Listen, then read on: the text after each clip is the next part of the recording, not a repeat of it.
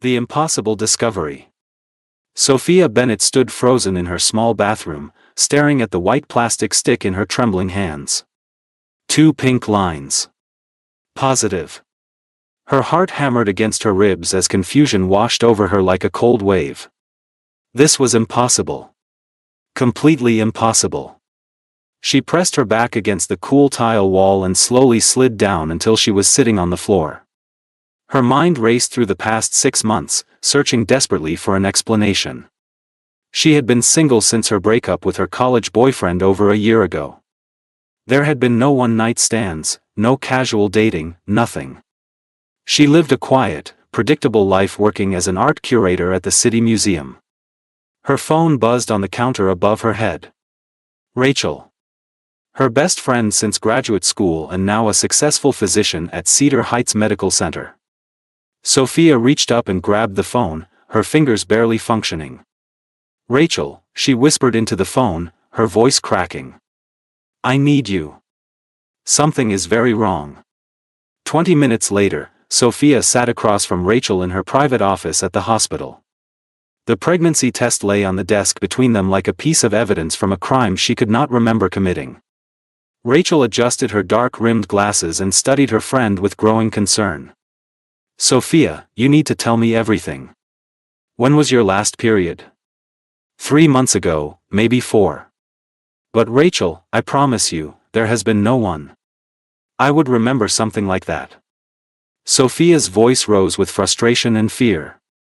Rachel reached across the desk and squeezed her hand. I believe you, Sophie. But the test does not lie. We need to figure out what happened. Have you experienced any blackouts or missing time recently? Sophia's breath caught in her throat as a memory surfaced, fragments of a night that felt more like a dream than reality. The museum gala. It was 3 months ago, maybe a little more. The annual charity auction at the Riverside Arts Center. I remember getting ready at home, arriving at the venue, having 1 glass of champagne during the welcome reception. She paused, her brow furrowing as she tried to push through the fog in her mind. Then nothing. I woke up Sunday afternoon in my own bed, fully 2 days later. I thought I had just been exhausted from working overtime that month. Rachel's expression shifted from concern to alarm. 2 full days.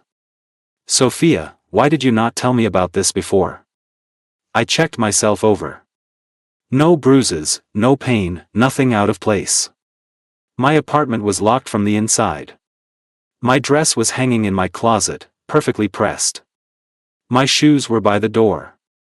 Everything seemed normal except for this massive blank space in my memory.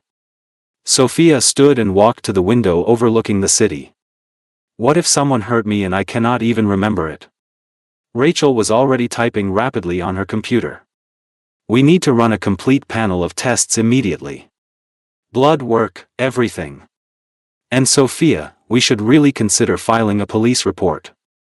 Before Sophia could respond, her phone began ringing.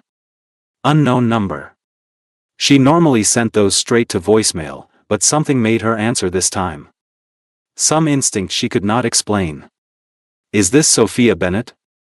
The voice was male, deep, and cultured with an unmistakable note of urgency beneath the polish. Who is this? Sophia put the phone on speaker so Rachel could hear. My name is Nathan Sterling. We met 3 months ago at the Riverside Arts Center Gala. I know you do not remember me, Miss Bennett, but I need to speak with you immediately. It concerns that night, and it concerns your pregnancy. The room seemed to tilt. Sophia gripped the edge of Rachel's desk to steady herself. How could you possibly know about that? Because I am the father. And because what happened to you that night was not an accident.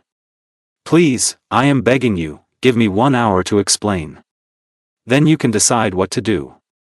I will meet you anywhere you choose, any public place you feel safe.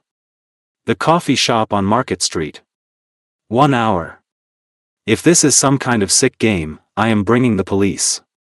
Sophia ended the call, her whole body shaking. Rachel was already on her feet, her phone in hand. Absolutely not. You are not meeting some stranger who just admitted to being involved in whatever happened to you. He knew about the baby, Rachel. He knew about that specific night. I need answers, and he is the only person who seems to have them. Sophia grabbed her jacket from the chair. Come with me. We will stay in a public place. You can call the police if anything seems wrong.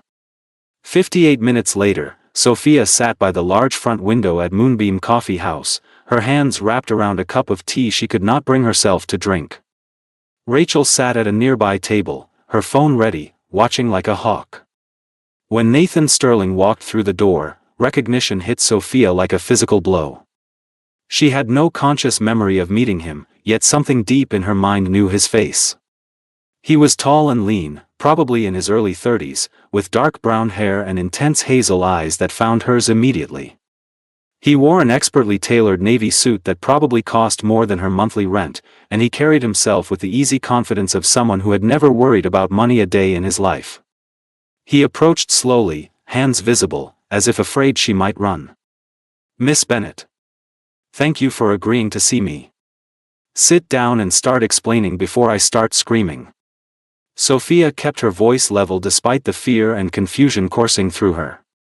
Nathan sat carefully, keeping his hands flat on the table. That night at the gala, we were introduced by the event coordinator, Margaret Chen. We talked for almost an hour near the Impressionist collection. You told me about the restoration work you had been doing on a Monet piece. You were passionate, brilliant. I was captivated by your knowledge and your energy. I do not remember any of this. I know. Because the champagne you drank that evening was drugged with a combination of sedatives and memory suppressants. Not by me, he added quickly, seeing her face pale. By people working for my mother. The words seemed to echo in the suddenly quiet coffee shop. Sophia felt like the world had stopped spinning. Your mother drugged me? Why would anyone do something like that? Nathan pulled out his phone and showed her a photograph of an older woman dressed in designer clothes and dripping with jewelry, her expression cold and calculating. Victoria Sterling. My mother has never heard the word no in her life. She believes money can buy or arrange anything, including grandchildren. You are both insane. Sophia started to stand, but Nathan caught her hand gently. Please, let me finish. Then if you want me to leave and never contact you again, I will respect that completely. His grip was soft, and when she looked into his eyes, she saw genuine pain there. Sophia slowly sat back down, her heart pounding. My father's will contains a clause about inheritance. To gain control of Sterling Industries and the family fortune, I must have an heir before my 35th birthday. That birthday is in 5 months. Nathan's jaw tightened. My mother became obsessed with making sure that happened, even if it meant destroying someone else's life to do it. So she drugged me and arranged for you to assault me while I was unconscious. The words tasted bitter in Sophia's mouth. No. Nathan looked physically ill. I had no idea what she had planned. That night, after we talked, you excused yourself. When you returned, I could tell something was wrong. You seemed disoriented, unsteady. I thought you were sick. I helped you to your car and made sure you got home safely. Your address was in your wallet. I got you inside your apartment, left you on your couch with water and medicine nearby, and left.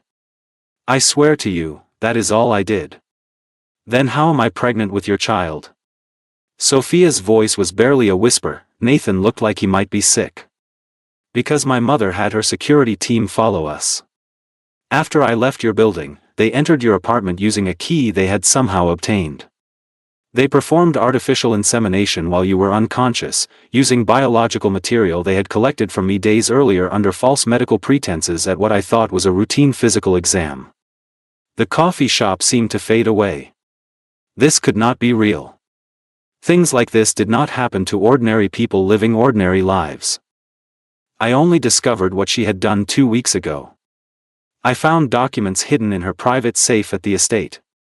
Medical records, payment receipts to a fertility specialist, surveillance photographs. Nathan pulled out a thick folder and slid it across the table. Everything is here. I have been searching for you ever since. The museum would not release your personal information for privacy reasons, and you are not listed in any public directories. With shaking hands, Sophia opened the folder. Inside were medical documents with her name on them, photographs of her unconscious in her own apartment surrounded by people in surgical gear, bank transfers for staggering amounts of money. Her vision blurred, and she barely made it to the restroom before she was sick. When she emerged several minutes later, pale and unsteady, Rachel was waiting to support her. "We are going to the police station right now." "Wait." Sophia looked at Nathan, who had stood respectfully when she returned. "Why are you telling me this? Why not just let me think it was something I could not remember? Why risk everything by coming forward?" Nathan met her eyes, and she saw raw honesty there. "Because you deserve to know the truth about what was done to you. Because what my mother did was unforgivable, and I will not be part of covering it up. And because even though we are strangers, you are carrying a child that is half mine, and that child deserves better than to be born from lies and crimes. Truth and consequences." The police station smelled of stale coffee and institutional cleaning products. Detective Lisa Morgan sat across from Sophia, Rachel, and Nathan in a small interview room, her expression growing darker with each piece of evidence Nathan presented. "Let me make sure I understand this correctly," Detective Morgan said, spreading the documents across the table. "Mrs. Victoria Sterling orchestrated the drugging and unlawful insemination of Miss Bennett without her knowledge or consent, using biological material obtained from you, Mr. Sterling, also without your informed consent?" Nathan nodded, his jaw tight. "That is exactly what happened. I have the names of everyone involved. The fertility specialist who performed the procedure, the security team who broke into her apartment, the staff member who drugged the champagne. I have bank records showing payments to all of them." Detective Morgan turned to Sophia, her voice gentler. "Miss Bennett, I know this is difficult, but I need to ask. Do you want to press charges?" Sophia felt Rachel's supportive hand on her shoulder. Her mind was still reeling from everything she had learned in the past few hours. Someone had violated her in the most intimate way possible, had taken away her choice, her bodily autonomy. Anger began to replace the shock and fear. "Yes," she said firmly. "I want everyone involved held accountable for what they did to me." The detective nodded with approval. "We will need you to undergo a medical examination to document everything. Mr. Sterling, you will need to provide a DNA sample for paternity verification. This is going to be a complex case, but what your mother did constitutes multiple felonies including assault, breaking and entering, conspiracy, and violation of informed consent laws." Over the next 3 hours, Sophia gave her statement, underwent medical tests, and signed more paperwork than she had ever seen in her life. Nathan stayed the entire time, never leaving the waiting area, always available to answer questions. She found herself studying him when she thought he was not looking. He seemed genuinely horrified by what his mother had done, genuinely remorseful despite having no direct involvement. When they finally emerged from the police station, the sun was setting over the city. Sophia felt emotionally and physically exhausted. Rachel had been called back to the hospital for an emergency, leaving Sophia and Nathan alone on the steps. "I have a car waiting," Nathan said quietly. "I can take you home, or anywhere else you need to go." Sophia looked at him, this stranger who was somehow connected to her in the most profound way possible. "I need to understand something. You stand to lose your inheritance if you do not have an heir by your birthday. By helping me prosecute your mother, you are guaranteeing that will not happen. Why would you do that?"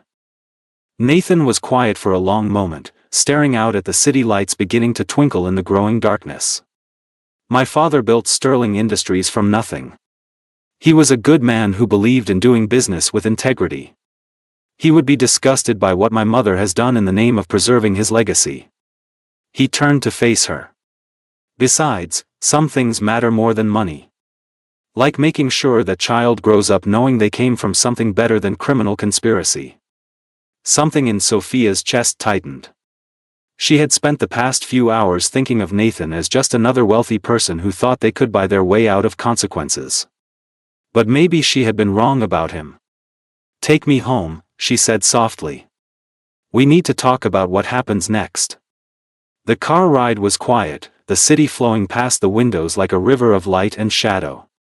When they arrived at Sophia's modest apartment building, Nathan walked her to her door but made no move to follow her inside. "Thank you," Sophia said, surprising herself. "For telling me the truth. For not trying to hide what your mother did. It was the only decent thing to do." Nathan hesitated, then pulled out a business card. "This has my personal cell phone number. If you need anything, medical expenses, legal support, or just someone to talk to about this impossible situation, please call me." Sophia took the card, their fingers brushing briefly. "What will you do now?" "Face my mother. And probably lose everything my father worked for. But at least I will be able to look at myself in the mirror." He smiled sadly. "Good night, Sophia. I am truly sorry for what you have been through." That night, Sophia lay in bed staring at the ceiling, one hand resting on her still flat stomach. There was a life growing inside her, a tiny person who had no say in how they came to exist. Despite everything, she found herself feeling protective of this unplanned, unwanted pregnancy. This was not the baby's fault. The next morning brought a phone call from Detective Morgan. "We have arrested Victoria Sterling and 3 members of her staff. The fertility specialist is cooperating in exchange for a reduced sentence. This is going to be a media circus, Miss Bennett. Are you prepared for that?" Sophia was not prepared. Nothing could have prepared her for seeing her face on the evening news, for reporters camping outside her apartment building, for strangers on social media debating every aspect of her life and choices. The museum put her on paid administrative leave to avoid the media attention, leaving her alone in her apartment with nothing to do but think. Nathan called every day, always brief, always respectful.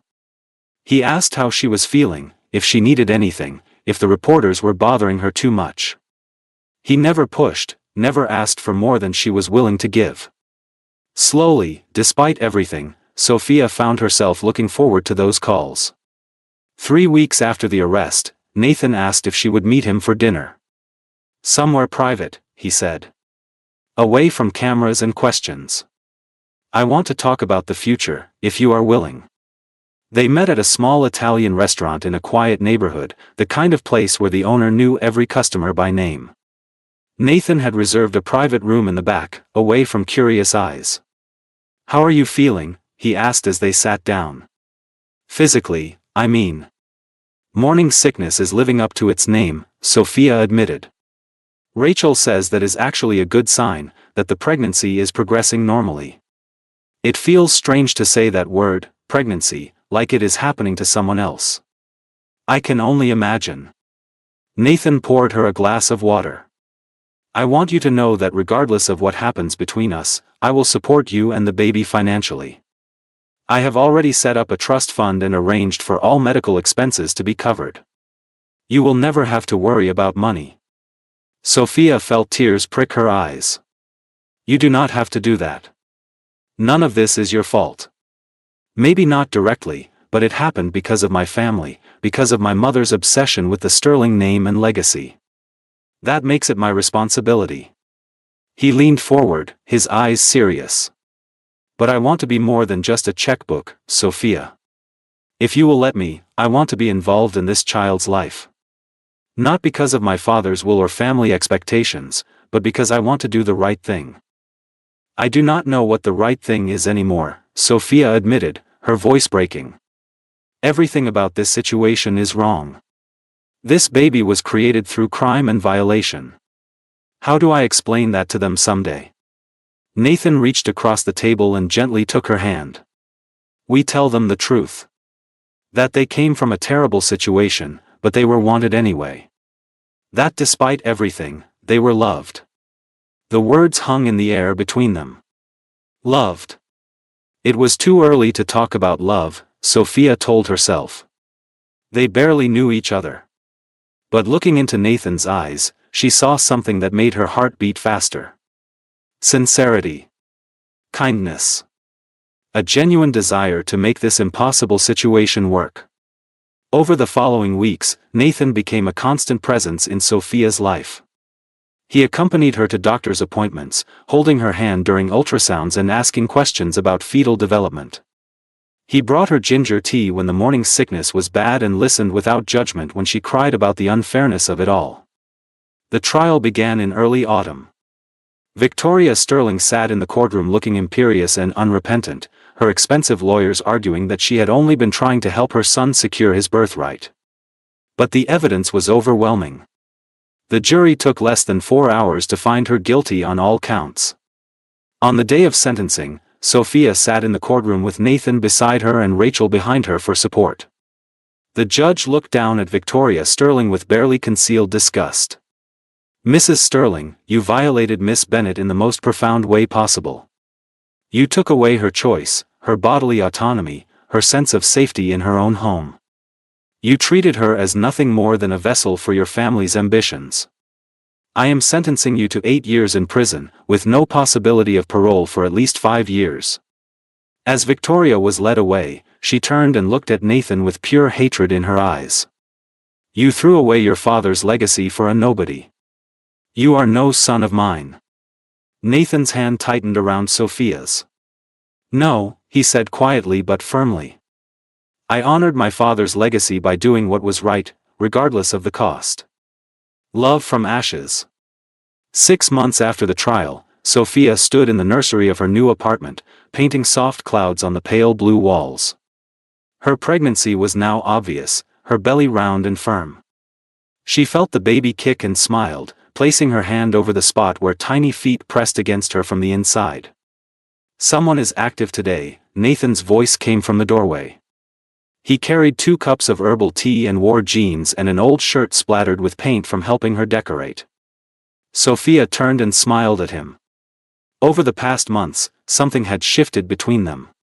What had started as a terrible violation had somehow transformed into genuine friendship, and then into something deeper that neither of them had expected. They had taken things slowly, learning about each other piece by piece, building trust from the ruins of how they had been brought together. "Come feel," she said, reaching for his hand and placing it on her belly. "Right there." Nathan's face lit up with wonder as he felt the baby move beneath his palm. "That is incredible. That is our son in there, alive and kicking." They had learned 2 weeks ago that they were having a boy.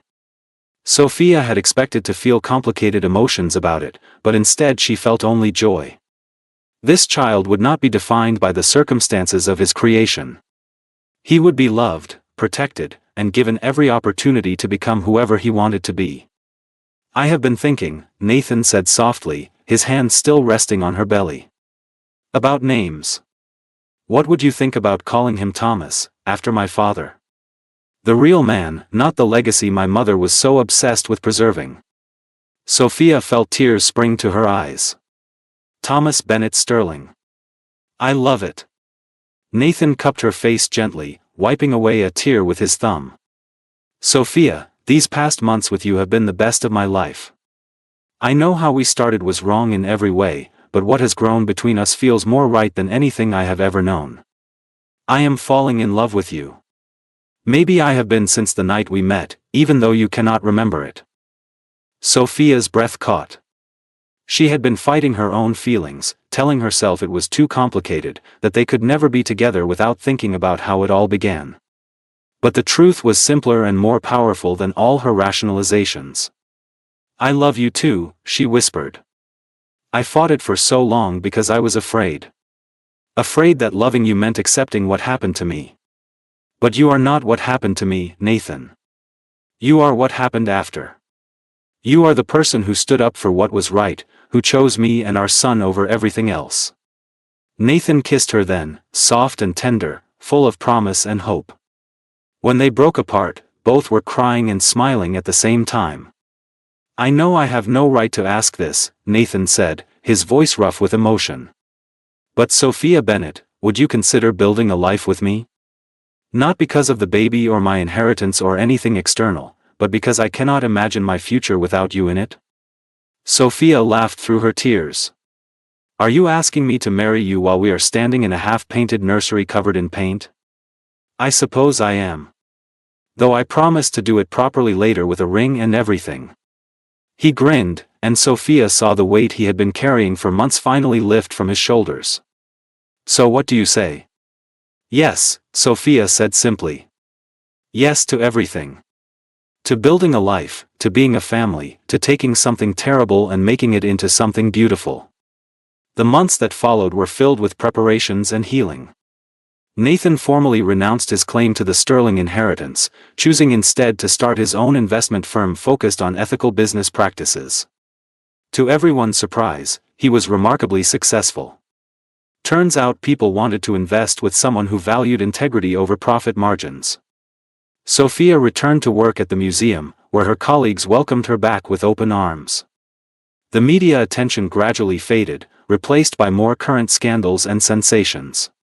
Life, slowly but surely, returned to normal. Or rather, to a new kind of normal that was better than anything Sophia had imagined. On a warm spring evening, Sophia went into labor. Nathan held her hand through every contraction, whispered encouragement during every push, and cried openly when their son finally entered the world with a healthy, angry wail. "He is perfect," Nathan breathed, carefully cradling Thomas in his arms. "Look at him, Sophia. He is absolutely perfect." Sophia looked at her son, at the tiny person who had arrived in such an unconventional way, and felt her heart expand with a love so fierce it almost hurt. This was her child, their child, and nothing about how he came to be could diminish the miracle of his existence. Rachel visited the next day, bringing flowers and tears of joy. "I am so proud of you," she told Sophia, holding baby Thomas with practiced ease. "You took the worst situation imaginable and somehow made it into this.